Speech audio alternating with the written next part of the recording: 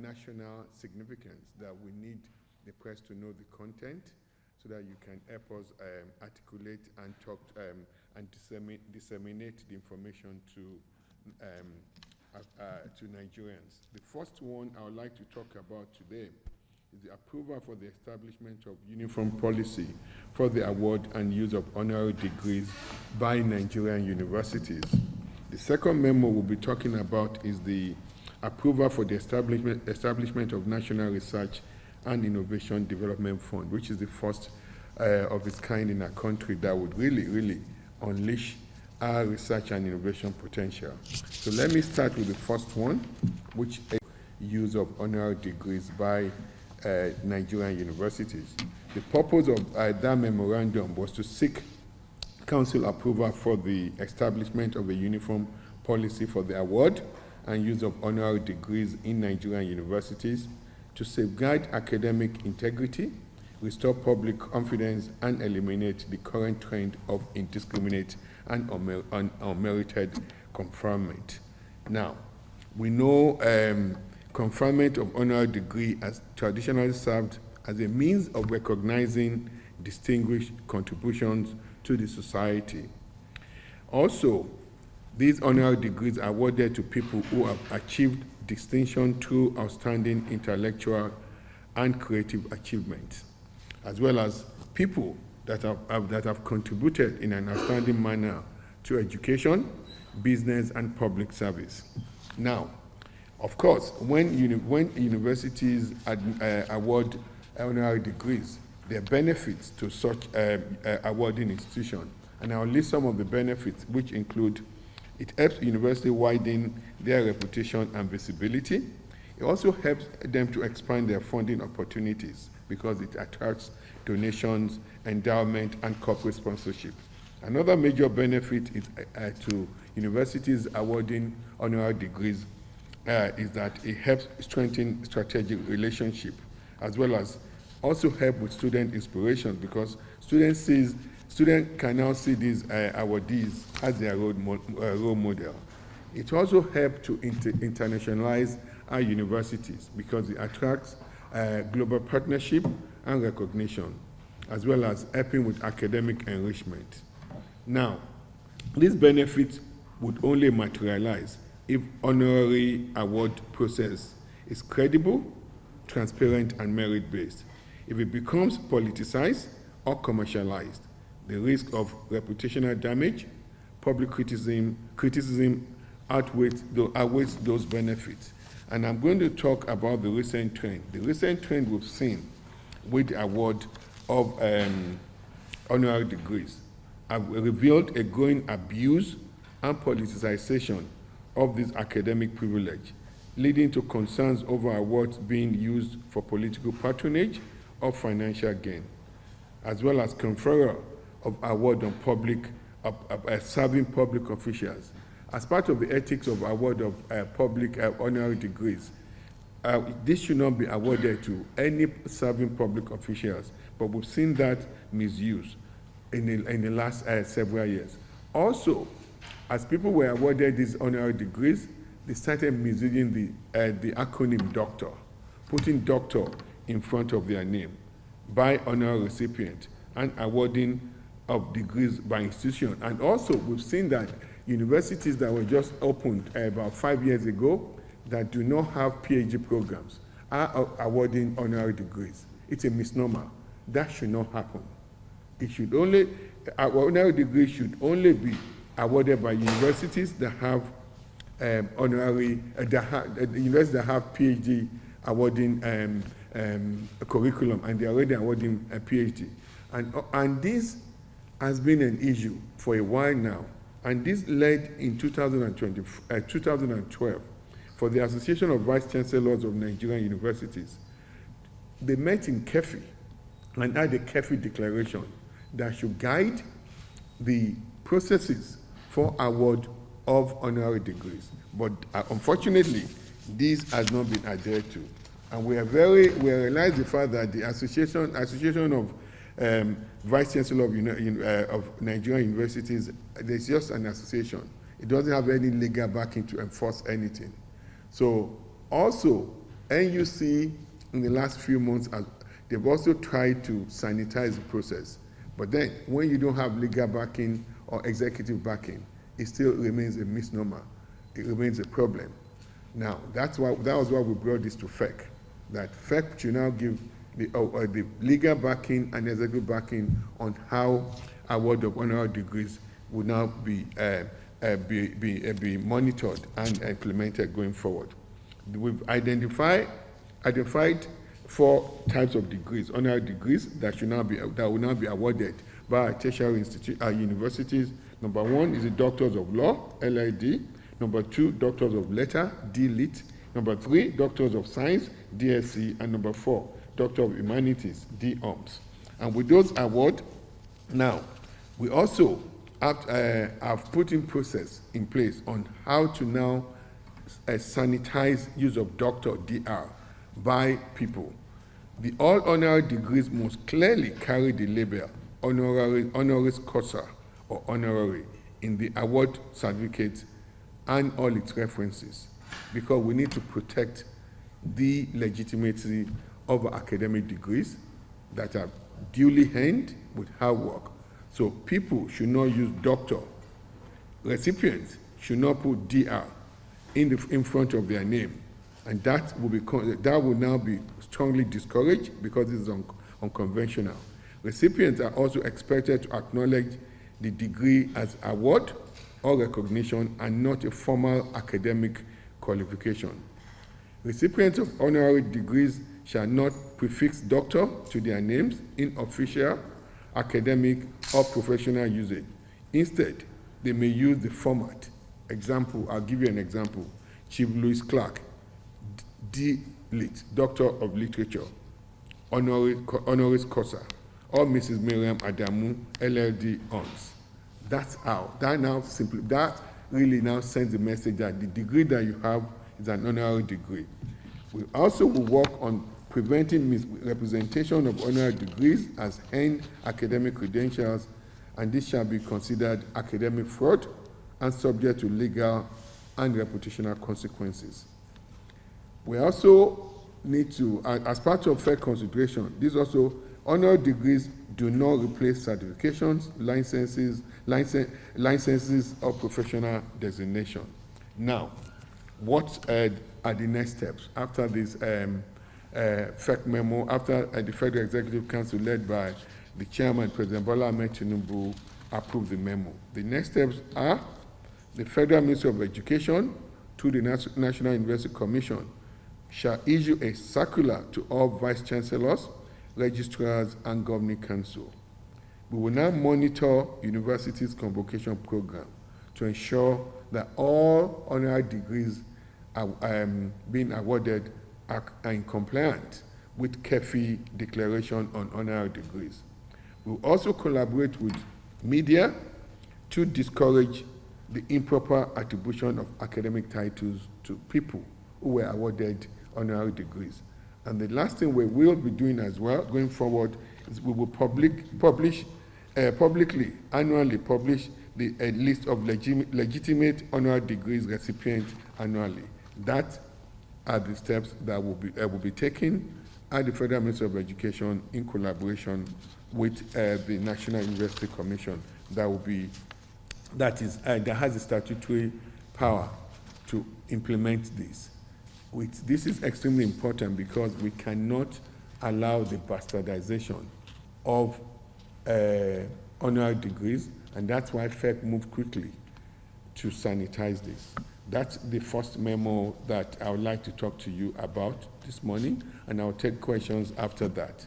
The second important memo that was also approved at the last Federal Executive Council, which was held on the 20th of April 2026. Council, the Federal Executive Council chaired by the President Bola Ahmed Tinubu, was a memo for the approval of establishment of National Research and Innovation Development Fund.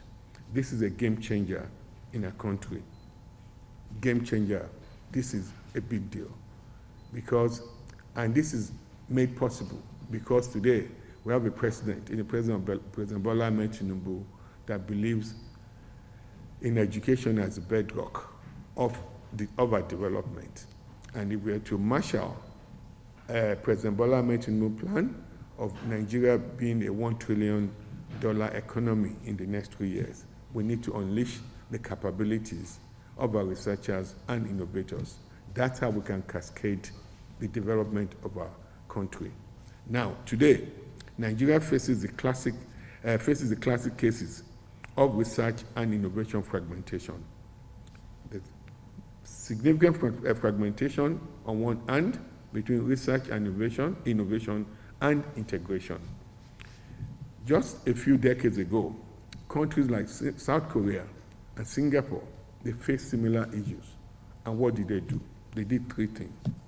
They streamlined their innovation, they did three things. They created a centralized innovation hub, and they aligned research priorities with national development goals, as well as incentivizing collaboration between academia, government, and industry, the so-called triple Ls.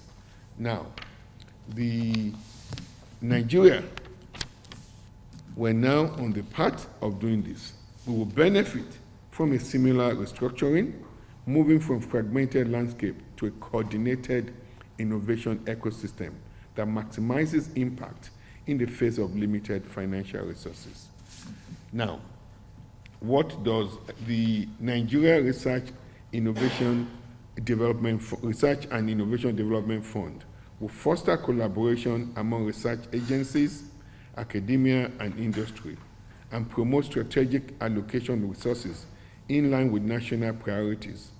It will also stimulate innovation and excellence through competition and enhance flexibilities in responding to emerging challenges, and ensure transparency and accountability in funding decisions. I'll tell you the benefits. What are the benefits of creating a National Research and Innovation Development Fund? Number one, to encourage collaboration and coordination among the 54 research agencies, academia, institutions, and industry.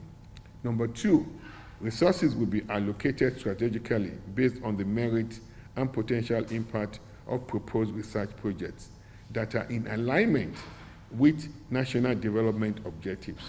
Number three, research agencies and academic institutions will be motivated to propose ambitious and groundbreaking projects through allocation of funds to stimulate innovation and excellence across the research ecosystem. Number four, the National Research and Innovation Development Fund is a consolidated fund that will offer greater flexibility and adaptability compared to the traditional budgetary allocation, which allows for timely adjustment in funding priorities. Now, what I told you the benefits of the Nigeria National Research and Innovation Development Fund. Let me now tell you some of the functions of what the Nigerian Research and Innovation Development Fund would be. Function would be, it will setting the national direction for research, innovation, and development, administering competitive research grants. Number three, spearheading the drive for commercialization of research outcomes. Number four, nurturing a research talent pipeline. Number five, ensuring the availability of cutting-edge research infrastructures by significantly funding our research labs. Number six, establishing international research partnership and representing Nigeria at international research and development management fora. Number seven, gathering data and statistics on science, technology, innovation indicators to inform evidence-based policy decisions making. And number nine, monitoring trends and development in the research ecosystem to identify and plan for new challenges and opportunities. Now, what would this research development, National Research and Innovation Development Fund looks like? It will be an agency that will be set up to mirror NERFund. We've seen that NERFund is very nimble versatile, and NEFON, the Nigeria Education Loan Fund, has delivered significantly on its core mission. So the way the National Research and Innovation Development Fund will be set up would mirror NEFON as well. We will do it in such a way that we don't create another bludgeoning bureaucracy. We want a nimble fund that will deliver. And one of the things the fund will do, in terms of the governance structure of the fund and the structure, the Nigeria Research and Innovation Development Fund will be administered as an agency under the supervision of the Federal Ministry of Innovation, Science and Technology. We've been very careful, and I'll give a lot of credit today to the Special Advisor to the President on Policy Coordination, Ajia Adiza Bala Usman. She and I, we've both worked on this National Research and Innovation Development Fund for almost 2 years. We've been back and forth talking to Mr. President to create a framework on how this should be done. And as part of our conversation, we're looking at sustainability. I started working with Adiza while I was Minister of State for Health on this. Then with a privilege given by Mr. President to me, I was moved on. I was moved to be the Minister of Education. So we continued our work. But then we wanted this fund to be sustainable. It's looking into the future. It wasn't about Adiza. It wasn't about me. That was why, while I was in health, I didn't say the fund should be under the Ministry of Health. Then I went to education. I didn't say the fund should be under the supervision of the Ministry of Education. The ministry that is positioned to supervise this fund is the Ministry of Science, Innovation and Technology. And this fund will be domiciled under that ministry. And then the fund will have a chief executive, will be led by a chief executive officer, and 3 executive directors, and a general counsel. The structure of that, there'll be 3 executive directors and a general counsel. The fund shall also appoint technical committees and expert panels in various research sectors to implement different aspects of its function. The members of the technical committees will be experts in various areas of science, technology, engineering, mathematics. Any agency or institute receiving funding must submit comprehensive annual report to the National Research and Innovation Fund, which shall then make recommendation as appropriate to the National Research Council. This fund, the governance of this fund would will be done by the 17-member National Council of this fund will be supervised by 17-member National Council on Research and Innovation. The council will be chaired by the Vice President of the Federal Republic of Nigeria, while the Vice Chairman will be the Minister of Innovation, Science and Technology. The National Research and Innovation Development Fund will serve as Executive Secretariat to the Council, and the Chief Executive Officer of the National Research and Innovation Development Fund shall function as the Secretary of the Council. It will require that the Council membership will comprise of the following people: ministers with mandate for research in the Ministry of Health, Agriculture and Food Security, in the Ministry of Livestock, as well as Ministry of Environment and Ministry of Education. They will constitute the statutory members of the Council. Other members of the National Research and Innovation Development Fund Council shall include the Chairman of Committee of Vice Chancellors of Nigerian Universities, the Chairman of the Nigeria National Merit Award, the Chairman of Committee of Director of Research Institutes of Nigeria, and the Council will also have 2 representatives chosen from any of the various professional academics, which will include Nigeria Academy of Science, Nigeria Academy of Engineering, Nigeria Academy of Medicine, Nigeria Academy of Letters, social science and academic and any academy in Nigeria that is duly recognized. The private sector will have the industrial and finance cluster of the economy. The private sector that covers the industrial and financial cluster of the economy shall be represented by the president of the Private Equity and Venture Capital Association, PEVCA. Chairman, the private sector shall also be represented. Other members that will be drawn from the private sector will include the chairman of Association of Nigeria Development Finance Institution and 3 nominees selected from Nigeria Association of Chambers of Commerce, Industry, Mines, and Agriculture, NASIMA, as well as Manufacturer Association of Nigeria and the Nigeria Economic Summit Group, as well as Enterprise Nigeria, NCR, and Lagos Business School Alumni Association. Now, the council, what are the next steps?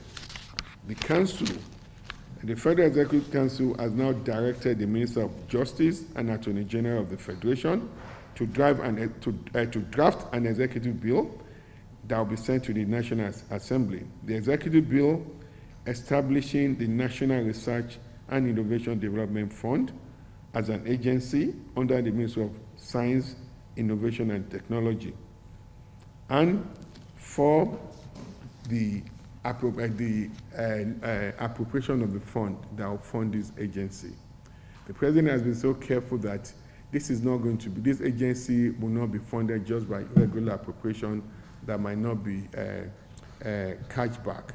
The President has directed that we look for top-line funding, which will be allocated, which will be found, that we hope, from our estimate, would deliver about $500 million annually to the the National Research and Innovation Development Fund to fund all our research activities. Before I end this presentation, I would like to address 2 things. Today, research and innovation, it's what drives the development of any country. Nigeria is over 65 years old. This is not when we should be talking about this. Countries that have done so well in cascading their development have had a dedicated fund like this for decades. But today, they say it's better late than never. But we have to give profuse thanks to President Bola Ahmed Tinubu, who in his magnanimity understands this and is championed this.